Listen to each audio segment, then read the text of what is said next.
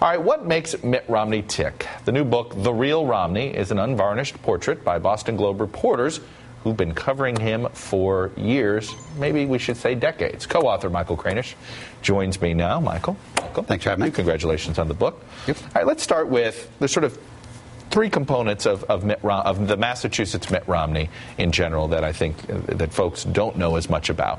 And we'll start with Bain. And this was one excerpt that we picked. It said here, they operated more like a group of bankers carefully guarding their cash than an aggressive firm eager to embrace giant deals. And some partners suspected that Romney always had one eye on his political future, whereas most entrepreneurs accepted failure as an inherent part of the game. The partner said Romney always worried that a single flop would bring disgrace. Every calculation had to be made with care. So he was always nervous about what the public would think of some deal at a later date? Right. I think he was always looking ahead for political office, whether it was governor, senator, or the president, which people have said he wanted to do for years, make up for his father's failure.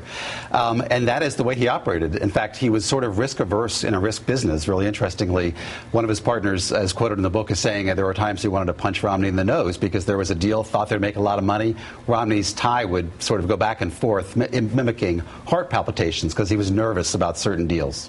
What is it? Is there a deal that didn't happen because of Romney being risk-averse? Well, for example, Bain Capital was humming along at the time of high tech when things were really going big in high tech, and Romney was very concerned there'd be a bubble. As it turned out, there was a bubble later.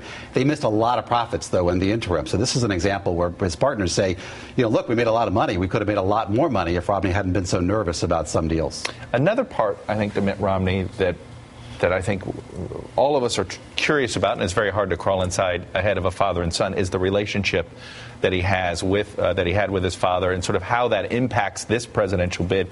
Here's what you wrote: if George Romney shot from the hip, his son, before he shoots it all, carefully studies the target, lines up the barrel just right, and might even fire a few practice rounds. Mitt Romney, who saw the shortcomings of his father's approach, has often been more inclined to identify the consequences of what he wants than figure out how to get there. Boy, it sounds exactly what you just described with his time at Bain. Well, of course, George Romney, famously, his presidential hopes were dashed when he had one sentence on television where he said, I'd been brainwashed by the generals about Vietnam, lost his presidential campaign in 1968.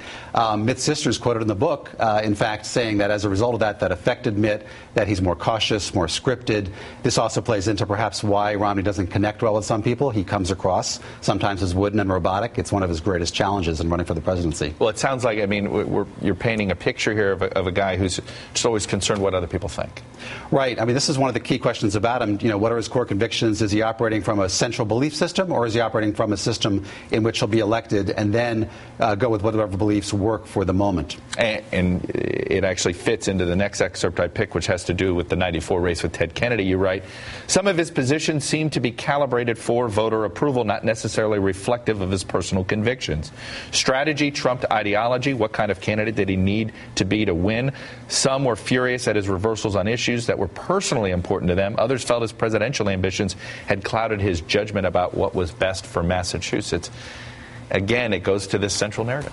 Well, if you're in business, it makes sense to understand the market, change according to the market, and so forth. In politics, it's a little bit different. In Massachusetts, when he ran for the U.S. Senate against Ted Kennedy, he said that he was basically a moderate, didn't want to go back to Reagan-Bush. He opposed the contract with America. At the time, Newt Gingrich was taking that to be House Speaker. So there really was a different Mitt Romney back then and today. Those who watched both races see a pretty much different Mitt Romney, and I'm sure he would say, look, I've changed over time and so forth. Clearly, he's run very differently nationally than he did to win in Massachusetts. All right, simple question. Who is he?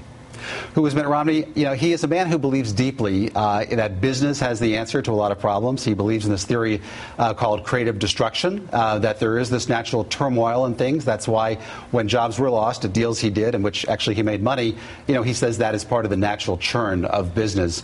Does believe government's too big and should be stripped away. He's also a pragmatic person. He worked with a very democratic legislature, got health care passed when that wasn't even something he ran on when he ran for governor. He saw there was an opening there, thought he could do it. Thought also would be a key issue in running for president. All right, I got to leave it there. Michael Kranish with other Boston Globe reporters. The Real Romney. It just is fascinating to me how all of these separate examples actually all tie together of the central narrative. Thanks very much. Thanks for having me. Congratulations again.